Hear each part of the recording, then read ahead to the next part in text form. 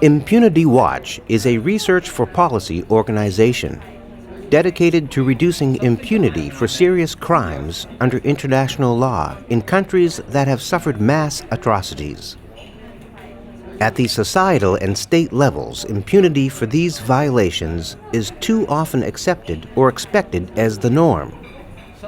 Tackling impunity, its root causes, and obstacles to its reduction can begin to change this status quo. So victims use memorialization to ask for acknowledgement for their suffering, to have dignity for the people who died. But they also use memory initiatives to claim for justice and to say that the past has not been dealt with, which is an important need for them. So we wanted to explore a little bit more what the potential is of memory initiatives and how we can help support that, how we can strengthen that role.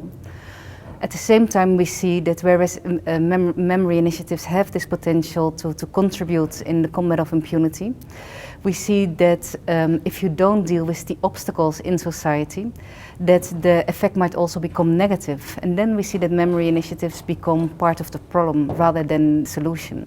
So understanding much better the obstacles is important so that we can address the obstacles and help enhance the potential of memory initiatives.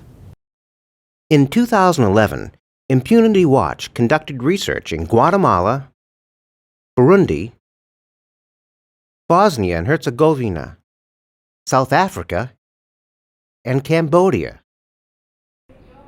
The comparative analysis of these 5 studies formed the basis of the Exchange Forum. More than 70 participants from multiple countries gathered in Phnom Penh, Cambodia, to discuss the findings and draw lessons from both the research as well as personal experiences. For history as we know it is a collection of stories that are waiting to be told, depending on whose perspective you listen to. Once we uncover these truths, we may record and document them for the benefit of those who will come after us. On the first day of the Exchange Forum, 4 countries that participated in the research project presented the key findings of the research and highlighted the dilemmas in their countries.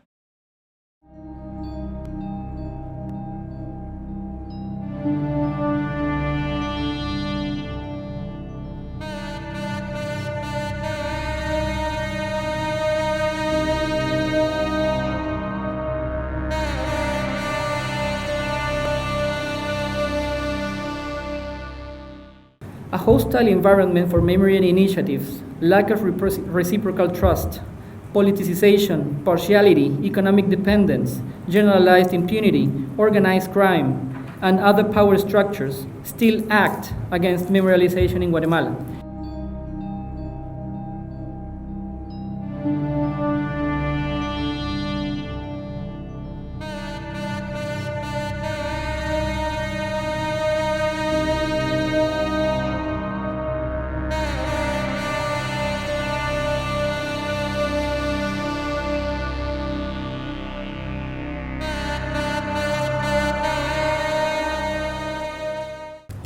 Un autre grand défi, c'est que le Burundi, normalement, a une tradition orale. Et ça se voit qu'une mémoire sélective est transmise oralement de génération en génération. Et chaque communauté ethnique transmet sa propre mémoire à ses enfants et fait objet de la manipulation des jeunes sur base ethnique et dans un contexte particulièrement connu au Burundi.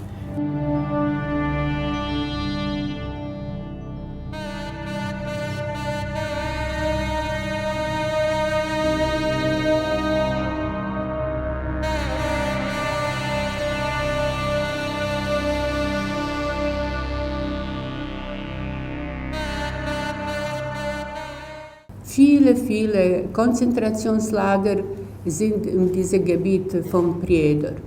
Bis heute in Prijedor die ehemaligen Lager saßen, die dürfen nicht ein Denkmal, eine ganz einfache Tafel aufbauen an diesem ehemaligen Konzentrationslager.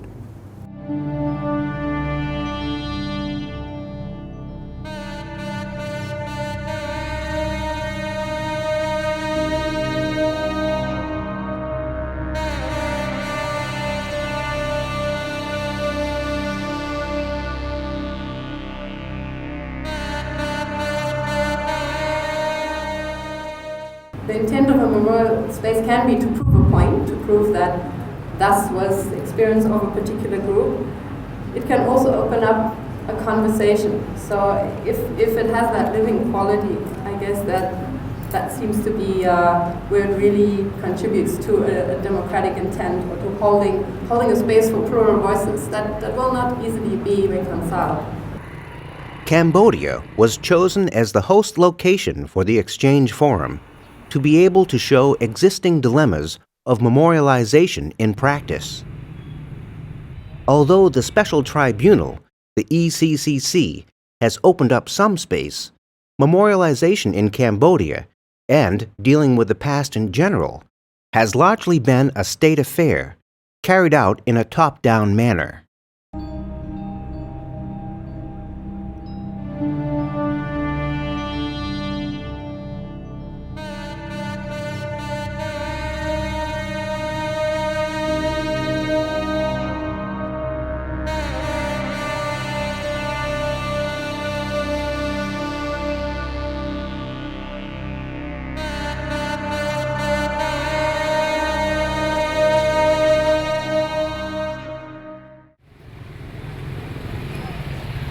The second day of the forum highlighted Cambodia as a case study. In the afternoon, the participants paid a visit to two memorials, one state-run initiative in Phnom Penh, the Tuol Sleng Museum, and one local initiative, the Krang Tachan Memorial Center in Tak Kaeo Province. The Tuol Sleng Genocide Museum is a former high school and was used as the notorious security prison S-21 by the Khmer Rouge. The international participants of the Exchange Forum met one of the survivors, Chum Mai, on their field visit. Je suis d'abord choquée de comprendre, de voir comment l'espèce humaine peut être très cruelle, comment les gens peuvent s'entretuer bêtement comme ça. Mais aussi, je suis plus ou moins soulagée parce qu'on essaie de ne pas mortaliser, de rendre vivants ces victimes et ces innocents qui ont péri pour rien. C'est un grand pas parce que d'abord, ils ont reconnu qu'il y a eu des victimes, qu'il y a eu des crimes. Contrairement au Burundi, on refuse de le reconnaître. On refuse de donner l'espoir à ces survivants, à ces personnes qui ont perdu les leurs. Ça ne sert à rien de nier son histoire. Cette histoire puisse nous servir de leçon pour que ce qui s'est produit ne se reproduise plus et surtout pour que nous rendions honneur aux gens que nous avons perdus. ក្រោយពីសាលាក្តីខ្មែរក្រហមចាប់ផ្ដើមបង្កើតឡើងហើយយើងមើលដំណើរការនៃការកសាងកេរដំណែលឬការចងចាំនេះបន្ទាប់ទៀតយើងឃើញថាមានលក្ខណៈខុសប្លែកពីមុនប្រជាជនបានគិតអំពីអ្វីដែលគាត់ត្រូវធ្វើសម្រាប់កូនចៅរបស់គាត់យុវជនគឺជាអ្នកដើរតួនាទីសំខាន់នៅក្នុងសហគមន៍ទី2គឺយើងត្រូវលើកទឹកចិត្តឲ្យមានការចូលរួមពីជនរងគ្រោះដែរពួកជនរងគ្រោះក្រោយពេលសង្គ្រាមគាត់មានអារម្មណ៍ភ័យខ្លាចគាត់មានបាក់ស្បាតអញ្ចឹងហើយគាត់អត់ចង់ចែករំលែកគាត់ភ័យព្រួយដោយសារសន្តិសុខរបស់គាត់ Current initiatives in Cambodia are trying to shift the emphasis beyond the current memoryscape that is dominated by the Tuol Sleng Museum to open debate about the past and deal with underlying impunity. Tenemos que respetar las distintas culturas.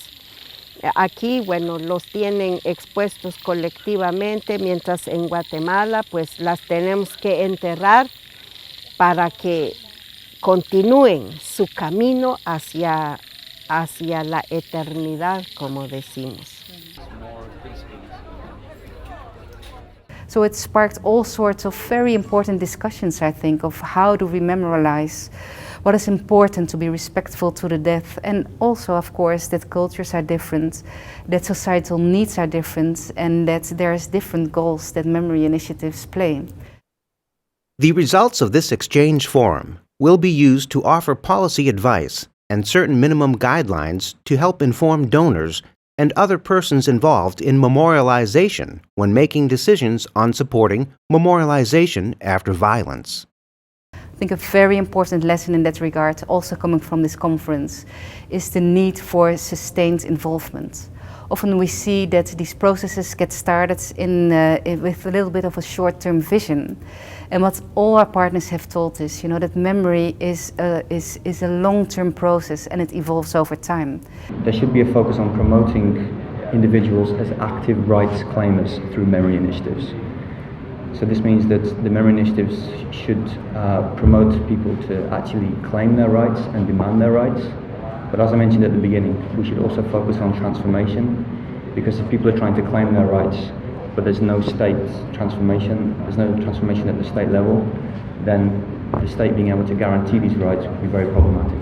The context in all of these 5 countries and elsewhere is very complex. There's the political intervention, there are still perpetrators being around, there's lack of economic development that makes things really difficult, there's roles of international community, and they are also not open to discuss whatever happened under their responsibility.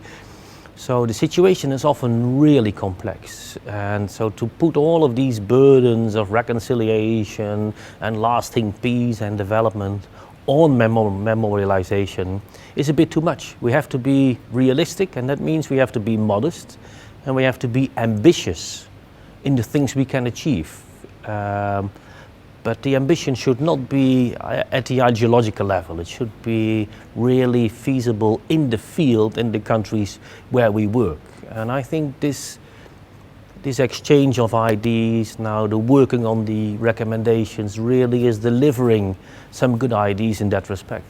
ខ្ញុំគិតថាវាបានជួយច្រើនទៅនឹងការធ្វើយ៉ាងណាបង្កើតឲ្យមានគំនិតមួយដែលជួយទៅដល់មិនត្រឹមតែការងារថ្នាក់មូលដ្ឋានទេប៉ុន្តែវាអាចជួយបង្កើតឲ្យមានជាអនុសាសន៍មួយសម្រាប់ថ្នាក់ជាតិនិងទៅដល់អន្តរជាតិទៀតផងបាទ The partners expressed that they got new energy and ideas out of the exchange.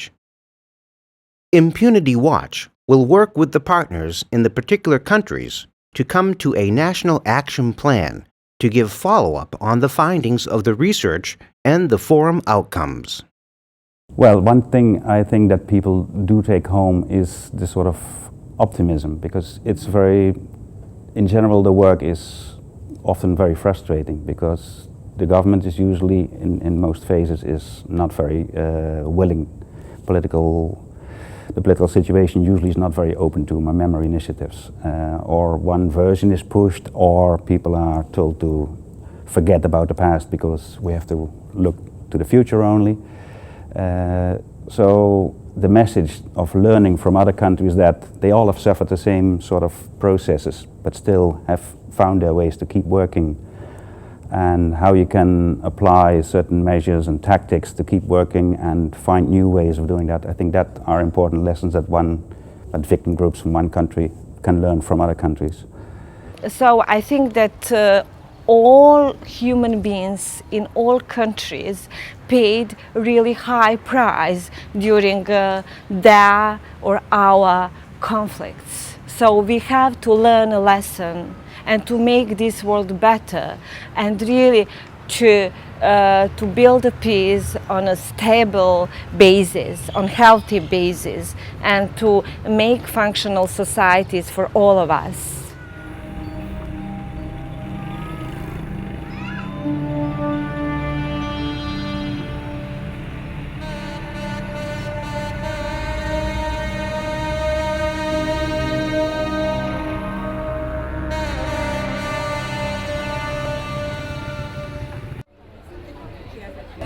Burundi delegation managed to see that they initiated something, but still they're a little bit far, from reaching their objective.